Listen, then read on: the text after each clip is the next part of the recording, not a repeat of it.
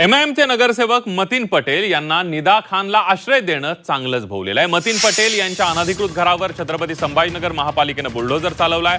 महापालिकेनं पटेल यांना 24 तासांचा अल्टिमेटम दिला होता। त्यानंतर त्यांनी कोर्टात धाव घेतली होती, मात्र कोर्टानेही दिलासा न दिल्यानं महापालिकेनं आज सकाळीच कारवाई करत घरावर तसंच इतर अतिक्रमण असलेल्या वास्तूंवर बुलडोजर चालवलाय।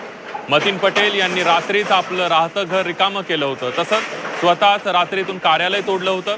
मतीन पटेल यांचं राहतं घर, कार्यालय आणि निदा खानला आश्रय दिल्याचं घर हे यावरही कारवाई करण्यात आली। यावेळेला मोठा पोलीस बंदोबस्त तैनात करण्यात आलेला होता।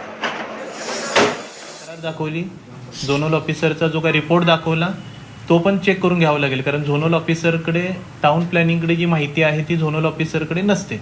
झोनल ऑफिसर आपलं क्षेत्रीय कार्यालय राहतं, टाउन प्लॅनिंगला सेंट्रली ही माहिती राहते। त्यामुळे जरी झोनल ऑफिसरचं पत्र असेल, टाउन प्लॅनिंगकडून ते तपासून घ्यावं लागेल।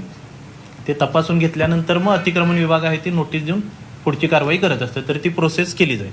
मागे गट आयुक्तांनी एक निर्णय घेतलेला होता की ज्या नगरसेवकांनी अतिक्रमण कारवाईस विरोध केलाय अशा नगरसेवकांचं नगरसेवक पद रद्द करण्याबाबतचा प्रस्ताव त्यांनी ठेवला होता। त्याच्या संदर्भात नेमकी काय स्थिती आहे? तसा काय प्रस्ताव ठेवलेला नव्हता। त्यामध्ये प्रोसेस राहते। काही नगरसेवकांनी अतिक्रमण कारवाईच्या विरोध केलेला होता, त्यांच्या विरोधात FIR झालेला होता। आपलं जे सेक्शन 10D आहे त्यानुसार मग त्याबाबतचा रिपोर्ट अतिक्रमण विभागाकडून आल्यानंतर सुनावणी घेऊन कारवाई केली जाते। सुनावणीची तारीख अजून दिली नाही।